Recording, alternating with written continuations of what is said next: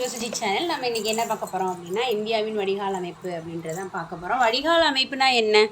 வடிகால் அமைப்புனா ஒன்றும் இல்லைங்க, அது ஒரு முதன்மை ஆறுகளும் துணை ஆறுகளும் ஒன்றா சேர்ந்து மேற்பரப்பு நீர் இருக்கும் இல்லையா, அதை கொண்டு போய் கடல்லையோ ஏரிகள்லையோ சேர்க்குதுல.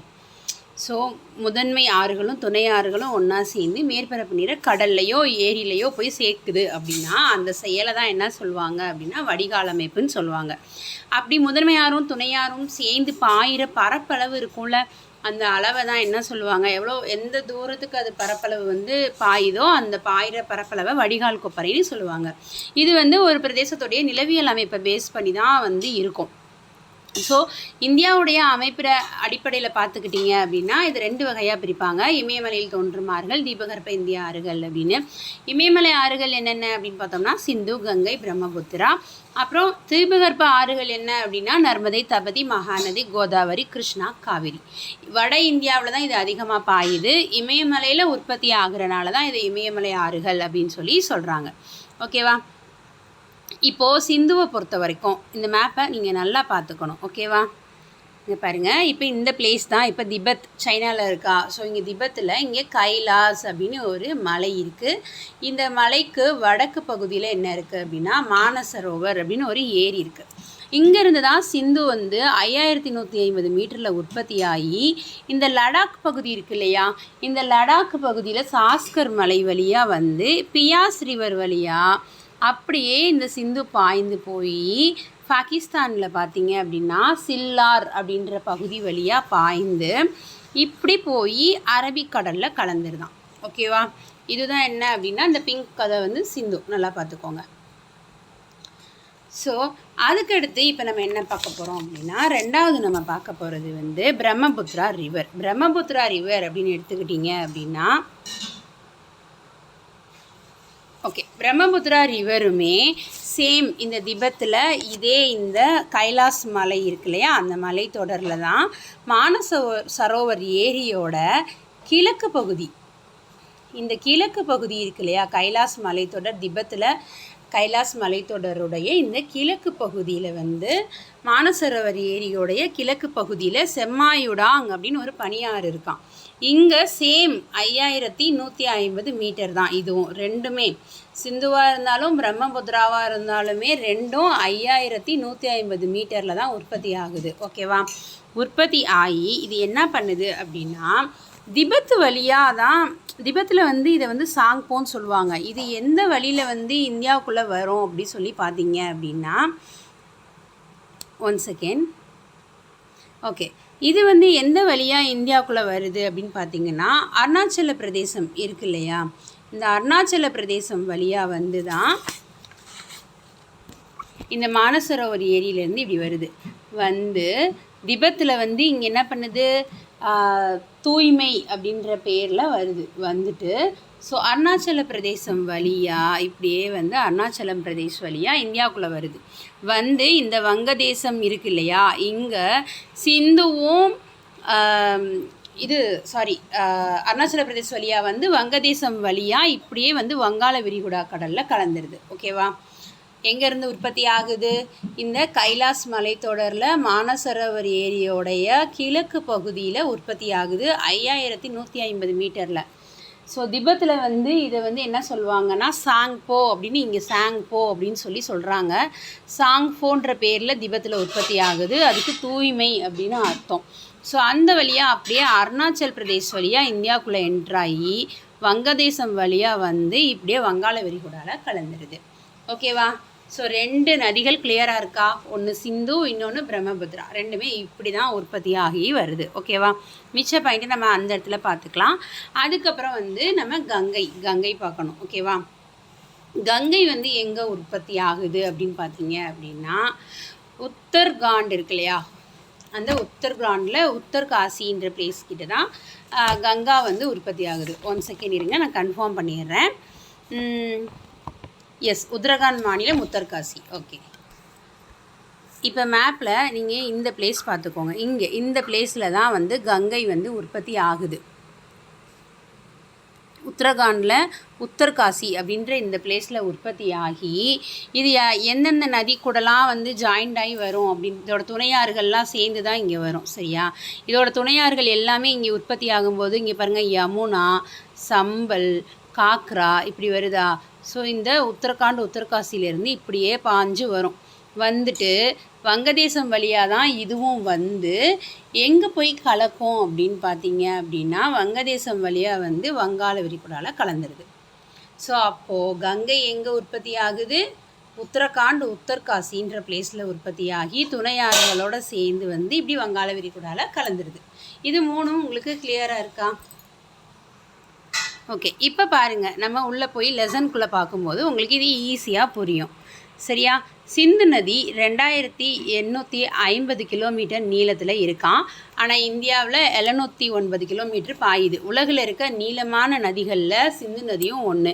திபெத் பகுதியில் கைலாஸ் மலைத்தொடரோட வடக்கு சரிவில் மானசரோவர் ஏரிக்கு பக்கத்தில் 5150 மீட்டர் உயரத்தில் உற்பத்தி ஆகிறது. இதோடைய வடிகால் அமைப்புன்னு பார்த்தோம்னா 11,65,500 சதுர கிலோமீட்டர். ஆனால் இந்தியாவில் எவ்வளோ கிலோமீட்டர் பரப்பில் வந்து இருக்குது அப்படின்னா வடிகால் கொப்பரை சொல்கிறாங்க.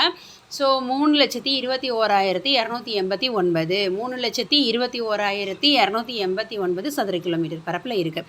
லடாக்கு மற்றும் ஜாஸ்கர் மலைத்தொடர் வழியாக பாயுதா, அந்த குறுகிய மலை இடுக்குகளை உருவாக்குதா.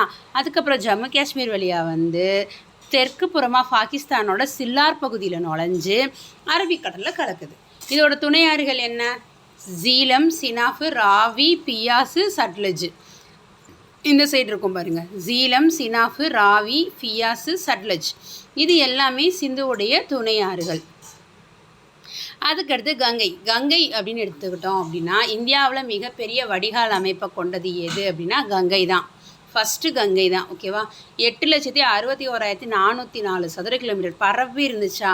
ஸோ அப்போ 8,61,404 கிலோமீட்டர் பாயுது. கங்கை சமவெளியில் பல நகரங்கள் ஆற்றங்கரையை ஒட்டி மக்கள் அடர்த்தி அதிகமாகவும் இருக்குது. இது எங்கே உற்பத்தி ஆகுது அப்படின்னா உத்தரகாண்ட் மாநிலம் உத்தர்காசி மாவட்டத்தில். இது 7010. அது எல்லாமே எவ்வளவு? 5150. இது 7010 மீட்டர் உயரத்தில் வந்து உற்பத்தி ஆகுது.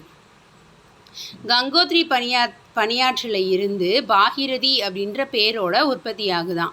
ஸோ இதோட நீளம் என்ன அப்படின்னா 25-25 கிலோமீட்டர். வடபகுதியில் கோமதி, காக்ரா, கண்டக், கோசி. ஓகேவா? வடபகுதியில் கோமதி, காக்ரா, கண்டக், கோசி இந்த நதிகள் எல்லாமே இதோட துணையாறுகளாக இருக்கும். தென்பகுதியில் என்னென்னா யமுனா. முக்கியமாக யமுனா தான் கங்கையோடைய மிகப்பெரிய துணையாறு. தென்பகுதியில் என்னென்ன இருக்குது? யமுனா, சோன், சாம்பல் 3 இருக்குது. இங்கே பாருங்கள், யமுனா, சோன், சாம்பல் இது 3மே தென்பகுதி. கண்டக், கோசி இது எல்லாமே வந்து வடபகுதி. ஓகேவா? பெரிய துணையாறு எது கங்கைக்கு அப்படின்னா யமுனை. இதோட சேர்ந்து பாயுது. வங்கதேசத்தில் கங்கையை என்ன சொல்கிறாங்களாம்? இந்த வங்கதேசத்தில் கங்கை வந்து நுழையும் பொழுது பத்மா அப்படின்ற பேரில் சொல்கிறாங்க. கங்கை மற்றும் பிரம்மபுத்திரா ஆறு தான் ரெண்டுமே இங்கே வந்து ஜாயிண்ட் ஆகுதா. அது ரெண்டும் சேர்ந்து உலகிலேயே மிகப்பெரிய டெல்டாவை உருவாக்கி வங்காள விரிகுடாவில் போய் கலந்துருது. அங்கே தான் சுந்தரவன பகுதியெலாம் இருக்குது பாருங்கள். ஸோ கலந்துருது அப்படின்னு சொல்கிறாங்க. அடுத்து பிரம்மபுத்திரா ஆற்று தொகுப்பு. ஓகேவா? திபெத்தில் இருக்க மானசரோவர் ஏரிக்கு கிழக்கில் கைலாஸ் மலைத்தொடரில் செம்மாயுடாங் அப்படின்ற பனியாற்றில் 5150 மீட்டர் உயரத்துலேருந்து உற்பத்தி ஆகிறது. இதுதான் 2வது வடிகால் அமைப்பு. 8 லட்சத்துக்கு மேலே அப்படின்னும் பொழுது நம்ம வந்து கங்கை பார்த்தோமா. பிரம்மபுத்திரா 5,80,000 சதுர கிலோமீட்டர் வந்து மொத்தமாக இருக்குது. ஆனால் இந்தியாவில் பாயும் பரப்பு அப்படின்னு பார்த்தோம்னா 1,94,413 சதுர கிலோமீட்டர். இது திபெத் பகுதியிலிருந்து சாங்கை போட்டுட்டு அப்படி தூய்மையாக வருதான். திபெத் பகுதியில் சாங்போ அப்படின்ற பேரில் தூய்மை அப்படின்ற பேரில் அழைக்கப்படுகிறது. இதோடைய நீளம் வந்து 2900. ஆனால் இது 900 கிலோமீட்டர் தான் இந்தியாவில் பாயுது. அப்போ கங்கை 25-25, பிரம்மபுத்திரா 900 கிலோமீட்ரு, 3வது தான் சிந்து 709 கிலோமீட்ரு. ஓகேவா? பாயிர பரப்பளவு அந்த வடிகால் கொப்பரையை பேஸ் பண்ணி பார்த்தா ஃபஸ்ட்டு கங்கை, 2வது வந்து 3 லட்சத்துக்கு மேலே வந்து சிந்து, 3வது பிரம்மபுத்திரா. ஸோ பிரம்மபுத்திரா ஆறு அருணாச்சல பிரதேசத்துக்குள்ளே நுழையும் போது திக்காங் மலை இடுக்கின் வழியாக தான் இந்தியாவுக்குள்ளே நுழையுது. அருணாச்சல பிரதேசம் நுழையும் போது திக்காங் அப்படின்ற மலை இடுக்கின் வழியாக இந்தியாவுக்குள்ளே நுழையுது. திஸ்டா, மனாசு, பராக்கு, சுபன்ஸ்ரீ இதெல்லாம் இதோட துணை ஆறுகள். என்னென்ன? திஸ்டா, பராக்கு, சுபன்ஸ்ரீ, மனாசு இதெல்லாம் இதோட துணையாறுகள். வங்காளதேசத்தில் ஜமுனா அப்படின்னும் கங்கை கூட சேரும்போது மேக்னா அப்படின்னும் அழைக்கப்படுகிறது. கங்கையை பத்மான்னு சொல்கிறாங்க, பிரம்மபுத்திராவை ஜமுனான்னு சொல்கிறாங்க. கங்கையை பத்மான்னு சொல்கிறாங்க, பிரம்மபுத்திராவை ஜமுனான்னு சொல்கிறாங்க.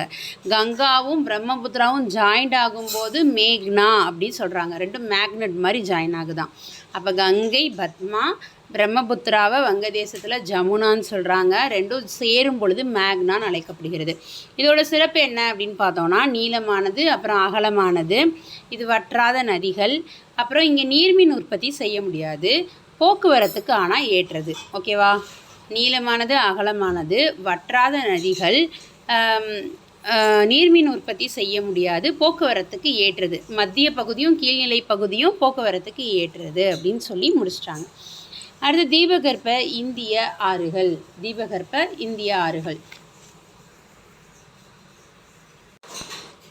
ஓகே, தீபகற்ப இந்திய ஆறுகள் அப்படின்னா இது வந்து தென்னிந்தியாவில் பாயிற ஆறுகளை தான் தீபகற்ப இந்திய ஆறுகள் சொல்கிறாங்க. எல்லா தீபகற்ப ஆறுகளுமே எங்கே உற்பத்தி ஆகும் அப்படின்னு பார்த்தீங்கன்னா மேற்கு தொடர்ச்சி மலையில் தான் மேக்சிமம் உற்பத்தி ஆகும். அதனால் இதை வந்து பருவகால ஆறுகள், வற்றும் ஆறுகள் அப்படின்னு சொல்லுவாங்க. என்ன சொல்லுவாங்க? வற்றும் ஆறுகள், பருவகால ஆறுகள். அதுக்கப்புறமா நீரின் அளவு மழைப்பொழிவுக்கு ஏற்ற மாதிரி மாறி இருக்குதுன்னு சொல்கிறாங்க. இதுவும் செங்குத்து சரிவோட பள்ளத்தாக்கு வழியாக பாயுது. தீபகற்ப ஆறுகளை அந்த திசையை பேஸ் பண்ணி ரெண்டாக பிரிப்பாங்க. கிழக்கு நோக்கி பாயும் ஆறுகள், மேற்கு நோக்கி பாயும் ஆறுகள் அப்படின்னு சொல்லிட்டு. மலை இடுக்குகள் கிழக்கு நோக்கி பாயும் ஆறுகள் அப்படின்னா ஃபஸ்ட்டு வந்து மகாநதி. இது எங்கே உற்பத்தி ஆகுது அப்படின்னு பார்த்தீங்கன்னா சத்தீஸ்கர் இருக்கு இல்லையா, இந்த சத்தீஸ்கர் மாநிலத்தில் தான் உற்பத்தி ஆகுது. ராய்ப்பூர் அப்படின்ற மாவட்டமில் சிக்காக்காவுக்கு பக்கத்தில் உற்பத்தியாகி ஒடிசா மாநிலம் வழியாக 850 கிலோமீட்டர் நீளத்துக்கு பாயுது. ஓகேவா? ஸோ எங்கே உற்பத்தி ஆகுது எக்ஸாக்டாக அப்படின்னா மகாநதி சத்தீஸ்கர் மாநிலம் ராய்ப்பூர் மாவட்டம் சிக்கா கிட்ட உற்பத்தி ஆகுது. ஒடிசா மாநிலம் வழியாக 851 கிலோமீட்டருக்கு இது பாயுது. இதோட துணையாறுகள்லாம் என்னென்ன அப்படின்னு பார்த்தோம்னா சீனாத்து, டெலனு, சந்தூரு, சித்ரட்லா, கெங்குட்டி, நன்னு. சீனாத்து, டெலனு, சந்தூரு, சித்ரட்லா, கெங்குட்டி, நன்னு. ஓகேவா? சீனாத்து, டெலனு, சந்தூரு, சித்ரட்லா, கெங்குட்டி, நன்னு இதெல்லாம் இதோட துணையாறுகள். மகாநதி பல கிளை ஆறுகளாக பிரிஞ்சு டெல்டாவை உருவாக்கி வங்காள விரிகுடாவில் கலக்குது. 3 பாயிண்ட் தான் மொத்தமே. சத்தீஸ்கர் மாநிலத்தில் ராய்ப்பூர் மாவட்டத்தில் சிகா அப்படின்ற இடத்துல வந்து உற்பத்தி ஆகுது. ஒடிசா வழியாக 851 கிலோமீட்டர் நீளம் பாயுது. இதோட துணையாறு சீனாத்து, டெலனு, சந்தூரு, சித்ரட்லா, கெங்குட்டி, நன்னு வங்காள விரிகுடாவில் கலக்குது. ஓகேவா? கிழக்கு நோக்கி பாய்ந்து எங்கே போய் கலக்குது? வங்காள விரிகுடாவில். நெக்ஸ்ட் கோதாவரி தான் தீபகற்ப இந்தியாவில் பாயும் மிக நீளமான ஆறு. தீபகற்ப இந்தியாவில் பாயும் மிக நீளமான ஆறு அப்படின்னா எது? கோதாவரி எங்கே உற்பத்தி ஆகுது அப்படின்னு பார்த்தீங்கன்னா மகாராஷ்டிராவில் நாசிக் அப்படின்ற மாவட்டத்தில் மேற்கு தொடர்ச்சி மலையிலேருந்து உற்பத்தி ஆகுது. உற்பத்தி ஆகும்போது இதோட பேர் என்ன அப்படின்னா விருத்த கங்கா அப்படின்னு சொல்கிறாங்க. இது என்ன பேரில் உற்பத்தி ஆகுது? விருத்த கங்கான்ற பேரில் உற்பத்தி ஆகுது. கிட்டத்தட்ட 3.13 லட்சம் சதுர கிலோமீட்டர் பரப்பளவுக்கு வடிநிலத்தை கொண்டிருக்கு. தெலுங்கானா, ஆந்திரா வழியாக பாய்ந்து அப்படியே வங்காள விரிகுடாவில் போய் கலந்துருது. எங்கே கரெக்டாக உற்பத்தி ஆகுது? மகாராஷ்டிரா மாநிலத்தில் நாசிக் மாவட்டத்தில் உற்பத்தி ஆகுது, மேற்கு தொடர்ச்சி மலையில். ஸோ அங்கேருந்து விருத்தகங்கான்ற பேரில் உற்பத்தி ஆகி 3.13 லட்சம் சதுர கிலோமீட்டர் பரப்பளவில் வடிநிலத்தை உருவாக்குது. இதோட நீளம் என்ன அப்படின்னா 1465 கிலோமீட்டரு. தெலுங்கானா, ஆந்திரா வழியாக பாஞ்சு வங்காள விரிகுடாவில் கலந்துருது. இதோடைய துணையாறுகள் என்னென்ன அப்படின்னு பார்த்தோம்னா பூர்ணா, பென்கங்கா, பிரணீதா, இந்திராவதி, தால் மற்றும் சலாமி. மேக்ஸிமம் எல்லாமே கேர்ள்ஸ் பேராக இருக்கா. பூர்ணா, பென்கங்கா, பிரணீதா, இந்திராவதி, தால் மற்றும் தால் மற்றும் சாலாமி இதெல்லாம் துணையாறுகள். இந்த நதி ராஜமுந்திரிக்கு அருகில் கௌதமி வசிஷ்டா அப்படின்னு ரெண்டாக பிரியுதான். ராஜமுந்திரிக்கு அருகில் கௌதமி மற்றும் வசிஷ்டா அந்த தெலுங்கானா ஆந்திரா வழியாக வருதுல, அந்த ஆந்திரா கிட்டக்க தான் இப்படி என்ன ஆகுது, ராஜமுந்திரி பக்கத்தில் கௌதமி வசிஷ்டா அப்படின்னு ரெண்டாக பிரியுது. இதுவுமே கேர்ள்ஸ் நேம் தான். கௌதமி வசிஷ்டா அப்படின்ற பேரில் ரெண்டாக பிரிஞ்சு பெரிய டெல்டாவை உருவாக்குது. ஸோ அதனால் கோதாவரி டெல்டா பகுதியில் நன்னீர் ஏரியான கொல்லேறு ஏரி அமைந்திருக்கிறது. கோதாவரி என்ன பண்ணுது, கொல்லேறு நதி இங்கே தான் ஏரி அமைஞ்சிருக்கு அப்படின்னு சொல்கிறாங்க. இப்போ நம்ம 2 பார்த்தோமா, என்னென்ன மகாநதியும் கோதாவரியும் பார்த்தோம். இதை இப்போ நம்ம மேப்பில் பார்க்கலாம். ஓகே இப்போ மகாராஷ்டிரா இந்த பிளேஸ் கிட்ட வருமா. ஸோ மகாராஷ்டிராவில் இங்கேருந்து எந்த இடத்துல உற்பத்தி ஆகுது, ஓகேவா. உற்பத்தி விருத்தகங்கான்ற பேரில் ஆகி அப்படியே தெலுங்கானா ஆந்திரா வழியாக இங்கே 2 கிளையாக பிரியுது. வசிஷ்டா கௌதமின்னு பிரிஞ்சு பெரிய டெல்டாவை உருவாக்கி இப்படி போய் வங்காள விரிகுடாவில் பாயுது, ஓகேவா. ஸோ இது ஃபுல்லாக ரொம்ப பெரிய டெல்டாவாக இருக்கா. இங்கே தான் என்ன இருக்குது பாருங்கள், கொல்லேறு ஏரி இருக்குது. ஸோ கொல்லேறு ஏரின்றதை உருவாக்குது. நெக்ஸ்ட்டு மகாநதி என்ன சொன்னாங்க அப்படின்னா, சட்டீஸ்கரில் இந்த பிளேஸ் இங்கே சட்டீஸ்கர் இருக்குமா, அப்போ இங்கேருந்து உற்பத்தி ஆகி ஒடிசா வழியாக இப்படி வங்காள விரிகுடாவில் கலந்துருது அப்படின்னு சொல்கிறாங்க, ஓகேவா. இப்போ பாருங்கள், சட்டீஸ்கர் மாநிலம் ராய்ப்பூர் மாவட்டம் சிக்கா பக்கத்தில் உற்பத்தியாகி ஒடிசா வழியாக 751 கிலோமீட்டருக்கு பாயுது. இது மகாராஷ்டிரா மாநிலம் நாசிக் மாவட்டத்தில் மேற்கு தொடர்ச்சி மலையில் உற்பத்தியாகி விருத்தகங்கான்ற பேரில் வருது. இதோடைய துணையாறுகள் பூர்ணா, பென்கங்கா, பிரணிதா, இந்திராவதி, தால், சலாமி. ராஜமுந்திரி பக்கத்தில் என்னவா மாறுது, கௌதமி வசிஷ்டான்னு ஆந்திரா கிட்ட 2ஆக பிரிஞ்சு பெரிய டெல்டாவை உருவாக்கி நன்னீர் ஏரியான கொல்லேறு ஏரியை அமைந்துள்ளதுன்னு சொல்கிறாங்க. அடுத்து கிருஷ்ணா அதே சேம் மகாராஷ்டிரா மாநிலம் மேற்கு தொடர்ச்சி மலையில் மகாபலேஸ்வர் அப்படின்ற பகுதியில் ஒரு ஊற்று மாதிரி உருவாகி 1400 கிலோமீட்டர், அது 1465 கிலோமீட்டரா. இந்த கிருஷ்ணா நதி 1400 கிலோமீட்ரு, கிட்டத்தட்ட இது 2.58 லட்சம் சதுர கிலோமீட்ரு, அது 3.13 லட்சம் சதுர கிலோமீட்ரு. 2.58 லட்சம் சதுர கிலோமீட்டர் வடிநிலத்தை கொண்டு இருக்கு. இதுதான் தீபகற்ப ஆறுகளில் 2வது பெரிய நதியாகும், ஓகேவா. தீபகற்ப ஆறுகளில் 2வது பெரிய நதியாகும். இதோடைய துணையாறுகள் என்ன அப்படின்னா, கொய்னா, பீமா, முசி, துங்கபத்ரா, பெடவாறு. கொய்னா, பீமா, முசி, துங்கபத்ரா, பெடவாறு, ஓகேவா. கொய்னா, பீமா, முசி, துங்கபத்ரா, பெடவாறு இதெல்லாம் துணையாறுகள். ஆந்திரா வழியாக தான் இதுவும் வருது. ஹம்சலா தேவின்ற இடத்துல வங்காள விரிகுடாவில் கலந்துருது. ஆந்திரா வழியாகவே சேம். கிருஷ்ணாவும் கோதாவரி 2மே பார்த்தோன்னா நமக்கு ஓரளவுக்கு ஒரே மாதிரி தான் வரும். மகாராஷ்டிரா மாநிலம், ஆனால் அது நாசிக் அப்படின்ற பிளேஸில் உற்பத்தி ஆகும். இது எங்கே அப்படின்னா மகாபலேஸ்வர் அப்படின்ற பகுதியில் உற்பத்தி ஆகும். அது 1465, இது 1400 கிலோமீட்டரு. அது 3.13 லட்சம் சதுர கிலோமீட்டரு, இது 2.58 லட்சம் சதுர கிலோமீட்டரு. அதில் ஆந்திரா வழியாக தான் பாயும், இதுவும் ஆந்திரா வழியாக தான் வங்காள விரிகுடாவில் பாயும். இது ஹம்சலா தேவின்ற இடத்துல வரும். அது ராஜமுந்திரிக்கு பக்கத்தில் கௌதமி வசிஷ்டா அப்படின்ற மாதிரி 2 கிளையாக பிரியும். அங்கே கொல்லேறு நன்னீர் ஏரி இருக்குது, அவ்வளோதான். இது ஊற்றா உருவாகுது. நெக்ஸ்ட்டு காவிரி அப்படின்னு எடுத்துக்கிட்டிங்க அப்படின்னா கர்நாடகா மாநிலம். இது எங்கே, கர்நாடகா மாநிலம் குடகு மலையில் தலைக்காவிரி அப்படின்ற இடத்துல உற்பத்தியாகி 85 கிலோமீட்டர் நீளத்துக்கு பாயுது. இது தென்னிந்தியாவின் கங்கை அப்படின்னு அழைக்கப்படுகிறது. இது என்னன்னு அழைக்கப்படுகிறது, தென்னிந்தியாவின் கங்கை. விருத்தகங்கானா கோதாவரி, தென்னிந்தியாவின் கங்கைனா காவிரி, ஓகேவா. விருத்தகங்கானா கோதாவரி, தென்னிந்தியாவின் கங்கை அப்படின்னா காவிரி. ஸோ இது கர்நாடகாவில் 2ஆக பிரிஞ்சு சிவசமுத்திரம் மற்றும் ஸ்ரீரங்கப்பட்டினம்னு 2 ஆற்று தீவுகளை உருவாக்குது. கர்நாடகாவில் 2ஆக பிரிஞ்சு சிவசமுத்திரம் மற்றும் ஸ்ரீரங்கப்பட்டினம் அப்படின்னு 2 ஆற்று தீவுகளை உருவாக்குது. அதுக்கப்புறமா தமிழ்நாட்டில் நுழைந்து தொடர்ச்சியாக அப்புறம் குறுகலான மலையிடுக்கு வழியாக ஒகேனக்கல் நீர்வீழ்ச்சியாக பாய்கிறது. அதுக்கப்புறம் திருச்சிராப்பள்ளிக்கு முன்னாடி ஸ்ரீரங்கம் தீவுக்கு பக்கத்தில் கொள்ளிடம் மற்றும் காவேரி அப்படின்னு 2 பிரிவாக பிரிஞ்சு பூம்புகாரில் போய் வங்காள விரிகுடா கடலில் கலந்துருது.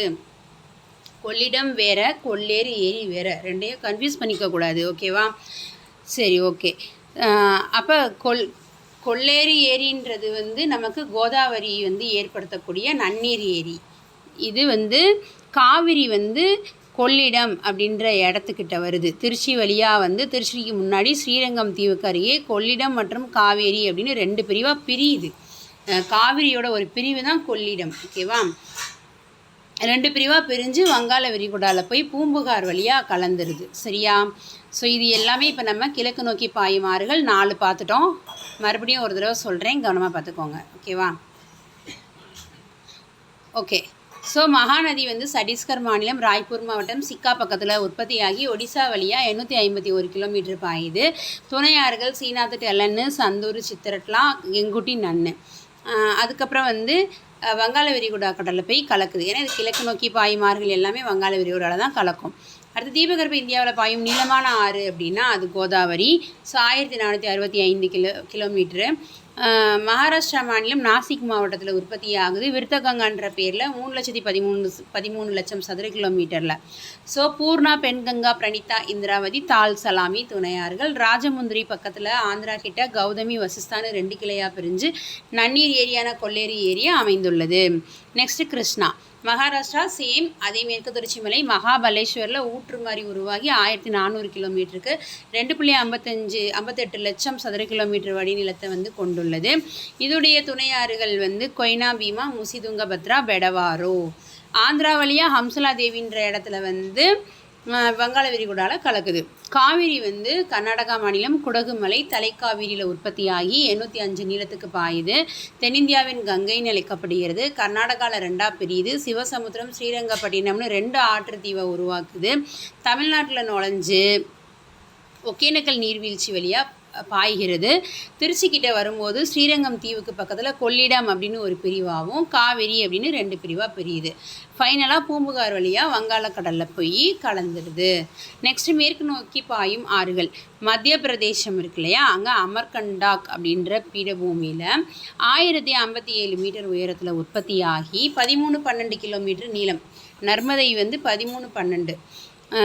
ஸோ 13-12 கிலோமீட்டர் நீளத்தில் வந்து ஒரு 98,796 சதுர கிலோமீட்டர் வடிநிலத்தை கொண்டுள்ளது.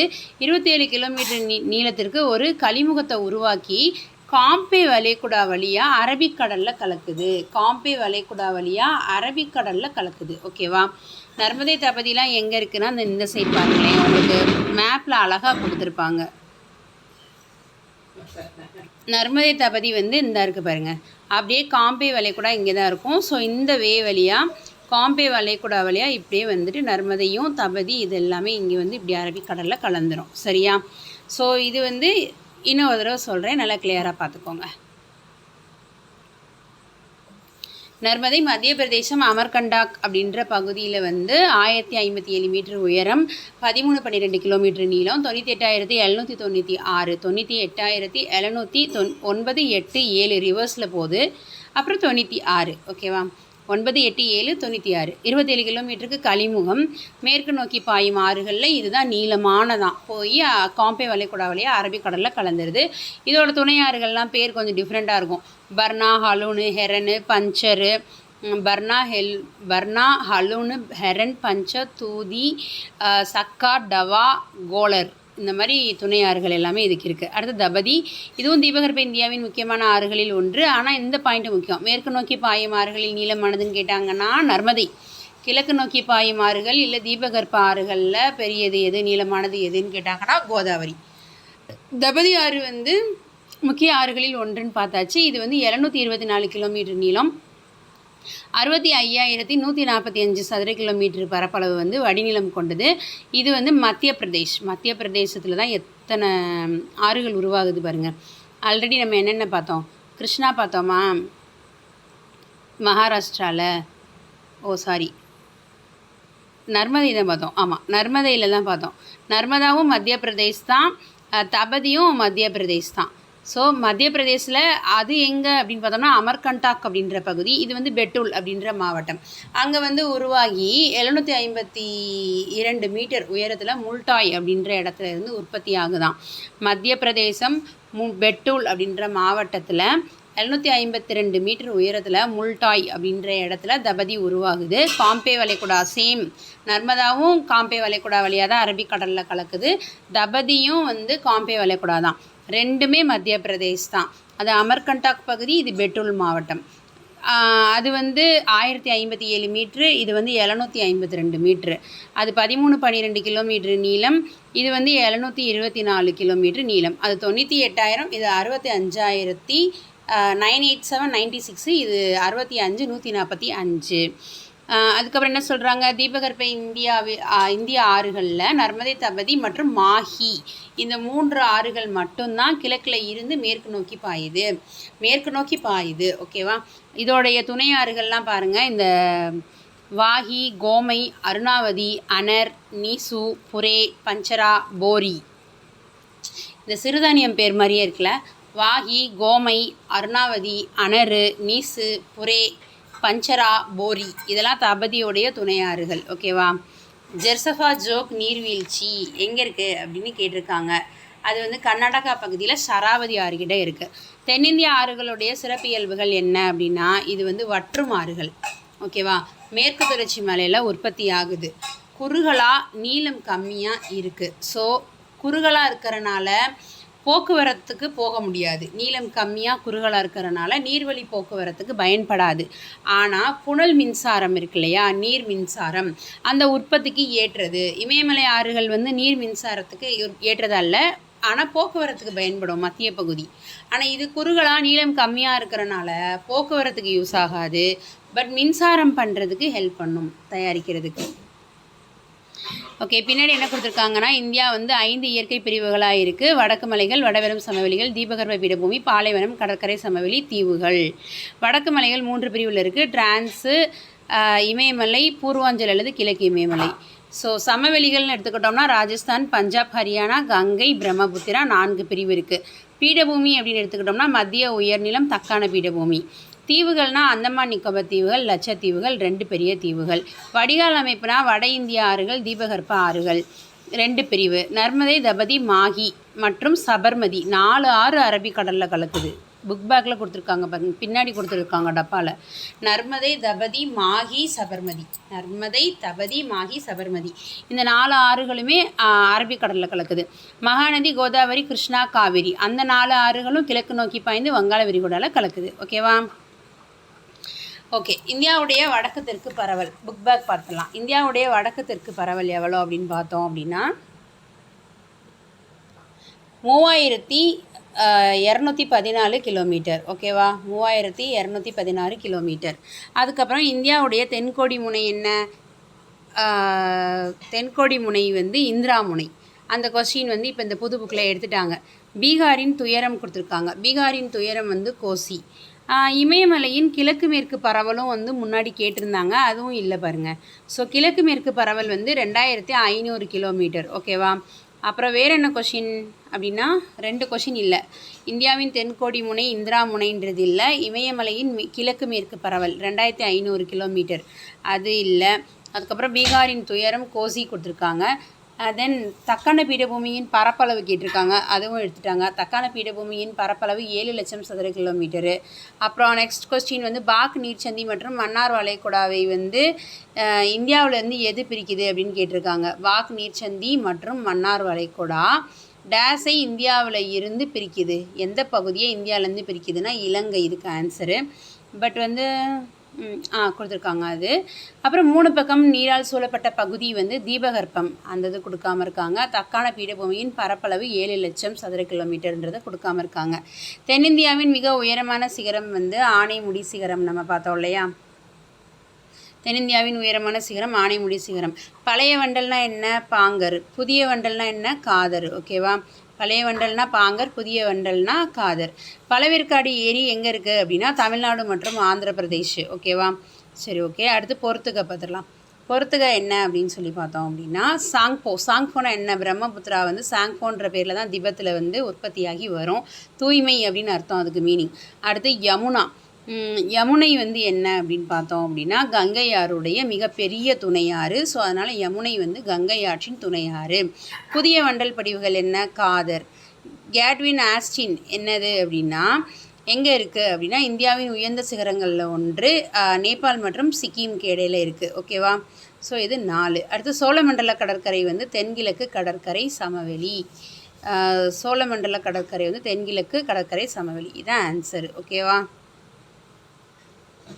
ஓகே. சாங்ஃபோனா பிரம்மபுத்திரா, யமுனைனா கங்கை ஆற்றின் துணை ஆறு, புதிய வண்டல் படிவுகள் அப்படின்றது வந்து காதர், அதுக்கப்புறம் வந்து கேட்வின் ஆஸ்டின் அப்படின்றது இந்தியாவின் உயர்ந்த சிகரம், சோழமண்டல கடற்கரை அப்படின்றது தென்கிழக்கு கடற்கரை சமவெளி. அவ்வளோதான் ஃப்ரெண்ட்ஸ். ஓகே, ஒரே ஒரு தடவை ஃபைனலி ஒரு ஃபாஸ்ட்டாக இந்த நதிகளை மட்டும் நான் சொல்லிடுறேன், இம்பார்ட்டன்ட் பாயிண்ட்டை மட்டும். இந்தியாவின் வடிகால் அமைப்பு, முதன்மையாரும் துணையாரும் வந்து மேற்பரப்பு நீரை கடல் ஏரியில் கலக்குது இல்லையா, அது வந்து என்ன சொல்கிறாங்க அப்படின்னா வடிகால் அமைப்புன்னு சொல்லுவாங்க. அது பாயும் பரப்பளவு வடிகால் கொப்பரை அப்படின்னு சொல்லுவாங்க. ஆறுகளை வந்து நிலப்பரப்பு அமைவிட அடிப்படையில் வந்து நிலவியல் அமைப்பை பொறுத்து 2 பிரிவாக சொல்கிறாங்க. இமயமலையில் தோன்றும் ஆறுகள், தீபகற்ப ஆறுகள். இமயமலை ஆறுகளில் நீளமானது அப்படின்னு சொல்லி பார்த்தோம்னா கங்கை தான். வடிகால் பரப்பளவுலையும் கங்கை தான் ஃபஸ்ட்டு. ஓகேவா? அதே மாதிரி தீபகற்ப ஆறுகள் அப்படின்னு எடுத்துக்கிட்டோம்னா நர்மதை, தபதி, மகாநதி, கோதாவரி, கிருஷ்ணா, காவிரி. இதில் வந்து நர்மதை, தபதி, மாகி, சபர்மதி இதெல்லாம் வந்துட்டு மேற்கு நோக்கி பாயும், இதெல்லாம் கிழக்கு நோக்கி பாயும் ஆறுகள். சிந்துவும் பிரம்மபுத்திராவும் எங்கே உற்பத்தி ஆகுது அப்படின்னா திபத்தில் மானசரோவர் ஏரி, கைலாஸ் மலை. வடக்கில் வந்து உற்பத்தி ஆணுச்சுன்னா சிந்து, கிழக்கில் உற்பத்தி ஆச்சுன்னா பிரம்மபுத்திரா. 709 கிலோமீட்டர் வந்து பாய்கிறது. அதோடைய நீளம்னு பார்த்தோம்னா 2850 கிலோமீட்டரு. உலகில் மிக நீளமான நதிகளில் ஒன்று. 5150 மீட்ரு வந்து உயரத்தில் உற்பத்தி ஆகிறது. 3,21,289 பரப்பளவு வந்து பாயுது. லடாக் ஜாஸ்கர் மலைத்தொடர் வழியாக ஜம்மு காஷ்மீருக்குள்ளே வந்து தெற்கு புறமா பாகிஸ்தான் சில்லார் பகுதியில் நுழைஞ்சு அரபிக்கடலில் கலந்துருது. துணையாறுகள் ஜீலம், சினாப், ராவி, பியாஸ், சட்லஜ். ஓகேவா? சிந்துவோடைய மிகப்பெரிய துணையாறு எது? சீனாப். இந்த பாயிண்ட்டு சொல்ல வந்துட்டு, சிந்துவோட மிகப்பெரிய துணையாறு ஜீனாப். ரொம்ப ரொம்ப முக்கியமான பாயிண்ட்டு. அடுத்து கங்கை ஆற்றின் தொகுப்புன்னு பார்த்தோம்னா 8,61,404 கிலோமீட்டர். இந்தியாவின் மிகப்பெரிய வடிகால் அமைப்பு. இது வந்து உத்தரகாண்ட் மாநிலம் உத்தர்காசி மாவட்டத்தில் 7010 மீட்டர் உயரத்தில் உற்பத்தி ஆகுது. கங்கோத்ரி அப்படின்ற பனியாறில் பாகீரதின்ற பெயரோட உற்பத்தி ஆகிறது. இதோடைய நீளம் 25 கிலோமீட்டர். இதோடைய துணை ஆறுகள் கோசி, காக்ரா, கண்டக், கோமதி இது எல்லாமே. ஸோ யமுனா மிகப்பெரிய துணையாறு. சோன் சம்பல் இதெல்லாம் யமுனா, சோன் சம்பல் தென்பகுதி, மித்தது எல்லாமே வடப்பகுதி. ஓகேவா? யமுனா, சோன் சம்பல் வந்து தென்பகுதி, மித்த எல்லாமே வடப்பகுதி. வங்கதேசத்தில் கங்கையை பத்மான்னு சொல்கிறாங்க. கங்கையும் பிரம்மபுத்திராவும் ஜாயிண்ட் ஆகிறத மேக்னான்னு சொல்லுவாங்க. பிரம்மபுத்திராவும் கங்கையும் தான் உலகிலேயே மிகப்பெரிய டெல்டாவை உருவாக்கி வங்காள விரிகுடாவில் கலக்குது. ஓகேவா? சிந்து வந்து அரபிக்கடலில் கலக்குது. அடுத்து பாருங்கள் பிரம்மபுத்திரா வந்து திபத்தில் இருக்க மானசரோவர் ஏரிக்கு கிழக்கில் கைலாஸ் மலைத்தொடரில் இருக்க செம்மாயுடாங் பனியாற்றில் உற்பத்தி ஆகுது. 1,94,413. திபெத் பகுதியில் சாங்ஃபோ தூய்மைன்ற பேரில் வருது. 2,900 ஆனால் 900 கிலோமீட்டர் தான் இந்தியாவில் பாயுது. பிரம்மபுத்திரா வந்து அருணாச்சல பிரதேசத்தில் திக்காங் மலை இடுக்கின் வழியாக வந்து தீஸ்ரா, மானஸ், பராக், சுபன்ஸ்ரீலாம் இதோடைய துணை ஆறுகள். வங்கதேசத்தில் இதை என்ன சொல்கிறாங்க? ஜமுனான்னு சொல்கிறாங்க. கங்கா கூட சேரும்போது மேக்னான்னு சொல்கிறாங்க. நீளமானது, அகலமானது, வற்றாத நதிகள், நீர்மீன் உற்பத்தி செய்ய முடியாது, போக்குவரத்துக்கு ஏற்றது. ஸோ தீபகற்ப இந்திய ஆறுகள் நம்ம நல்லாவே பார்த்தாச்சு. கிழக்கு நோக்கி பாயும் ஆறுகள், மேற்கு நோக்கி பாயும் ஆறுகள். ஓகே, தேங்க்யூ ஃப்ரெண்ட்ஸ், கீப் வாட்சிங்.